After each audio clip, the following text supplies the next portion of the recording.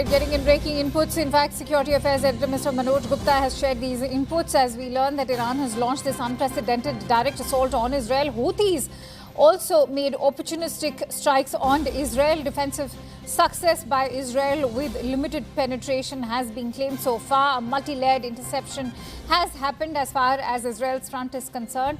No reported Indian casualties, and the Indian mission members are also reportedly safe. Civilians have spent the night in shelters. Israel's also made aggressive and precise counterattacks.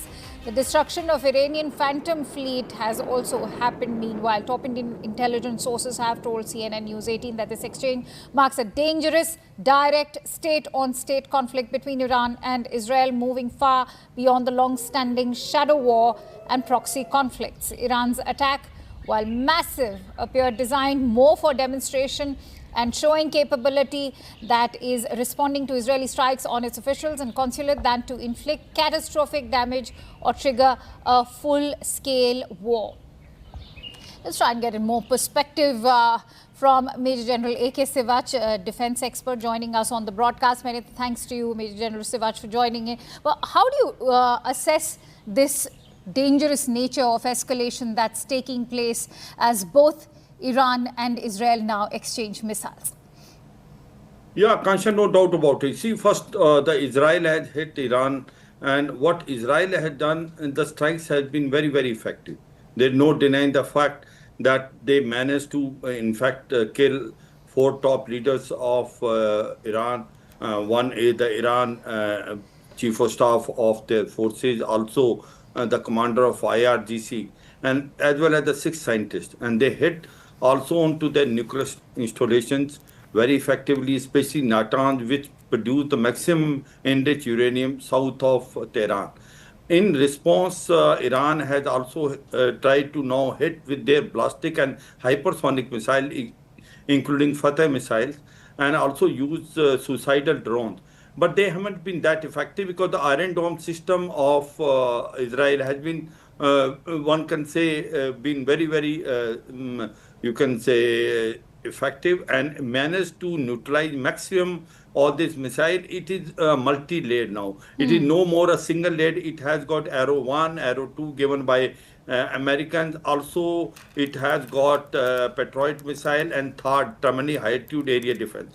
And Iran has concentrated mainly hitting the residential area of Israel because in other military installations, they could not penetrate. Now, the way the situation is now fanning out, it looks the situation can get out of hand in case Iran now strikes on basically American bases which are there in Middle East. So far, Iran has not done. There are 8 permanent bases. There are 18 temporary, which are basically Kuwait, Oman, Saudi Arabia, UAE. In case Iran hit these bases, then you will find it America will also come into this war. Till then, it looks like that both are claiming victory. Both are saying as if they have managed to do it. But I certainly feel Israel has managed to do 2 things. One is able to neutralize maximum of the facilities of nuclear installations in Iran, and the second thing is the naval as well as the air bases of Iran has been also damaged to quite a bit extent. Ankasha. Major General Sivach, don't you think that this is just the beginning of the test of Israel's own defense capabilities, given that many reports, especially those by Washington Post, are now indicating that as far as the uranium enrichment facilities in Fordo and Natanz were concerned, there were only the surface damages that were done. Many of the underground facilities are still operational. So what does that speak of Iran's own nuclear capabilities versus that of Israel, and for how long Israel will be able to call this a unilateral action? Of course, reports are now indicating that the United States was very much involved in sort of intercepting those missiles. Akansha, one thing is very clear. US does not want to directly get involved into this conflict because they don't want to get sucked in, because then this war will have basically may spiral out of control.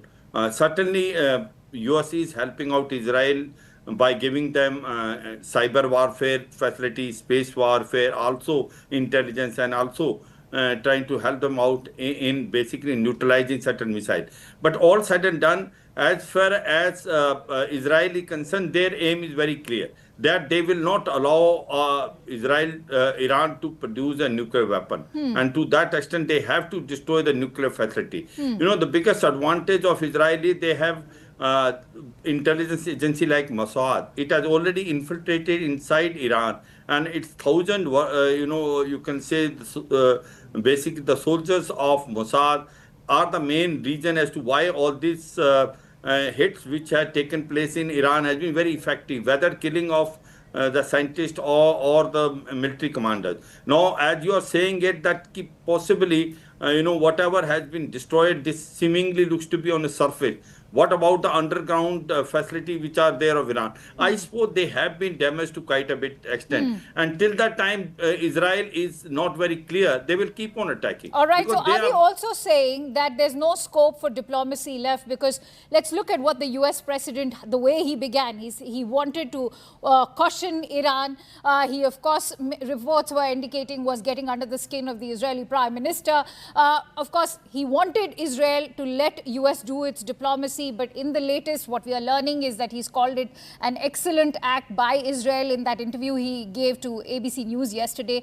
But keeping the US president's stance, do you think that the end of diplomacy and the beginning of such a military escalation will ensure that Iran's nuclear capability is finally put to an end?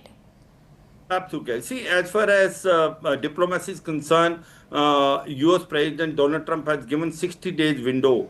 That, the attack which has been done by the Israel on Iran is on 61st day. Now, even IAEA has first time in 20 years have censored Iran. They have also given a report that Iran is on the verge of making a nuclear weapon. They have already refined the uranium more than 60%, which is basically requirement for a weapon enrichment and for making a nuclear bomb. So as far as Iran was concerned, Iran was buying time. Iran was trying to convey every time that they are not going to make a nuclear weapon. But on ground, they were almost there. They would have made nuclear weapon in another about a month or two. And this was a cause of concern as far as Israel is concerned. Once you make a nuclear weapon, then it becomes a fait accompli. And I suppose Iran was not very serious in stopping that. The diplomacy which was displayed by the US was not very effective. And Iran was buying time. I suppose Israel had no other option but to hit the nuclear facility with the kinetic energy which they did it, and they feel that they have been very effective. You see, one thing one must learn, that till today, why the Iran has not able to make a nuclear weapon when countries like Pakistan and also North Korea could make it. It was basically because every time when they were very close in making a nuclear weapon, there was cyber warfare, there have been a physical attack on their nuclear facility, and they go back and they roll back by 2-3 years. So same thing possibly will be done now. The diplomacy was not going anywhere. Right. They were going to have the 6th meeting in Oman with US. But was there any chance of getting any positive result? I don't think, because Iran was on a denial mode. Iran was always conveying that their the complete nuclear program is on defensive. It is only for a civil nuclear energy, which was not on ground. Second thing, they are also signatory of NPT. And having been a signatory of NPT, they were still violating certain thing. The JCPO, Joint Comprehensive Plan of Action, which was there, they were in violation of that also. So I suppose Israel had no other choice but to use a kinetic force to basically destroy this nuclear facility.